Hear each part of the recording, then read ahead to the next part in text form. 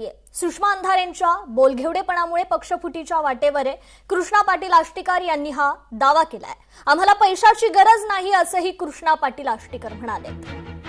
तर सुषमा अंधारेंवर कृष्णा पाटील आष्टीकरांनी निशाणा साधलेला आहे।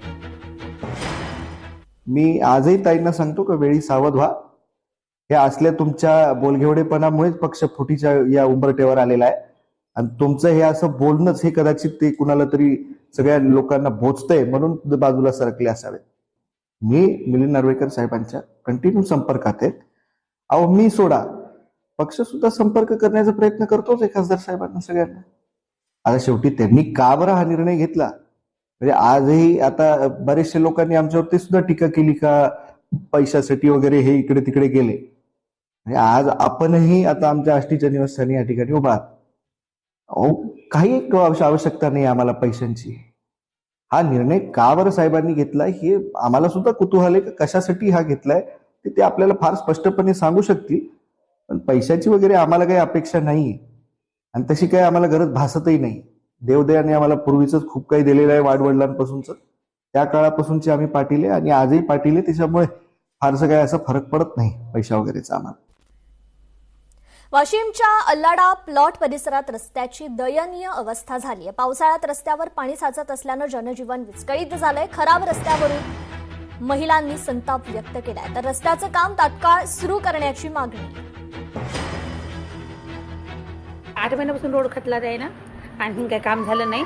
लय मच्छर, पाणी साचते, 1-1.5 फूट पाणी होतं, तशी घंटाभर पाणी पडलं ते लय परेशानी आम्हाला इकडं। पूर्ण मच्छर, माशान, घाण पाण्याचं सगळे पाईप तोडले त्या नळाचे, पूर्ण परेशानी, लय त्रास आहे आम्हाला। कधीच हे रोड होते काय माहिती। मानसिक आरोग्याविषयी सहानुभूती आहे, पण नियम मोडून दिलासा देता येणार नाही। कमी उपस्थितीमुळे अपात्र ठरलेल्या विद्यार्थिनीने याचिका हायकोर्टात दाखल केली होती। ही याचिका हायकोर्टानं फेटाळली। कमी उपस्थितीमुळे विद्यापीठानं विद्यार्थिनीला परीक्षेसाठी पात्र ठरवलं। न्यायालयात दाद मागणाऱ्या विद्यार्थिनीला कोर्टाकडून दिलासा मिळालेला नाहीये।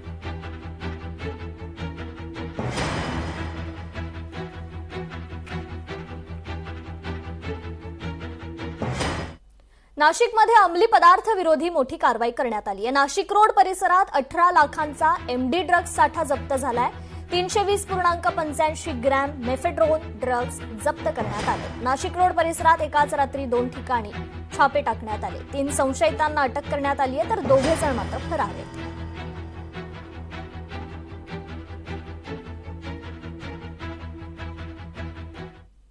आणि आता पंढरपूरमधील तांदुळवाडी येथील विहीर दुर्घटना प्रकरणी एक बातमी आहे। 8 मृतांच्या नातेवाईकांना 40 लाख रुपयांची आर्थिक मदत देण्यात आली आहे। आमदार समाधान आवताडेंकडून धनादेश सुपूर्द करण्यात आला।